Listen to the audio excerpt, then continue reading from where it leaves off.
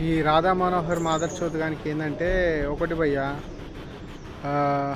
తన రిలీజన్ని కాపాడుకోవడానికి ఆయనకి దండేసి దండం పెట్టాలి. కానీ దాంతోపాటు పక్కల్ని గెలుకుడు ఉంటుంది చూడు, అది చాలా టూ మచ్ అనిపిస్తుంది. అంటే ఎట్లా అంటే, ఇప్పుడు యేసు ప్రభుని మేము శవాన్ని ప్రేమించము, శివుణ్ణి పూజిస్తాము. అరే ఓకే బాయ్, అతని శివనం ఎట్లయితుందిరా పిచ్చిపూక, అతను మృత్యుంజయుడురా, 3 రోజులకు తిరిగి లేచిండ్రా, తెలుసుకోరా ఆఫ్ నాలెడ్జ్లు అని చూడక అని అనిపిస్తుంది. కానీ నేను అనలేదు. ఇంకొక పాయింట్ ఏంటంటే, ఎప్పుడు గొర్రెలు గొర్రెలు గొర్రెలు గొర్రెలు అని అంటావు. సరేనా, గొర్రెలే ఉండొచ్చు.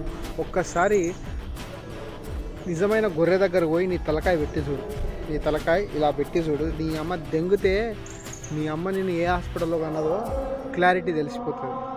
ఇంకోటి, ఈ క్రిస్టియన్స్ అంటారా భయ్, పాపం ఏం చేస్తాను చెప్పు, వాళ్ళ మీదకి వచ్చి దాడి చేసిన రిటర్న్ దాడి చేయరు. ఎందుకు అనిపిస్తుంది, ఎందుకంటే దుష్టుడికి ఎదురు వెళ్ళొద్దు అని బైబిల్ ఉంటుంది. అదే ఫాలో అవుతారు. పాస్టర్లను కొట్టినా, పాస్టర్లను తిట్టినా, దేన్నైనా సరే సహిస్తారు, భరిస్తారు. దేవుడే పరిష్కారం చేస్తాడు.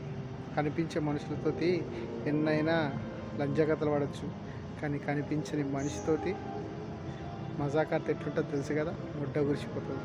ఈ రాధామోహన్ గారిని కూడా అదే పరిస్థితి. ఏంటంటే బేసిక్గా వీళ్ళు అంటే సన్యాసులు కదా, సన్యాసులకు ఏం పని ఉంటుంది భయ్య, తెల్లారు లేస్తే ఏముండదు. అదే ఇప్పుడు నేను ఒక ఫ్యామిలీ మ్యాన్ని, నాకు ఒక పెళ్ళాం, 2 పిల్లలు.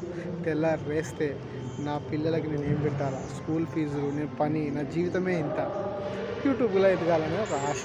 కానీ సన్యాసులకి ఏముంటుంది, అమ్మ నాన్నలు అందరిని వదిలేస్తారు, రోడ్ల మీద పడతారు, అంతే, ముడ్డ ఊరుపాలని చూస్తారు.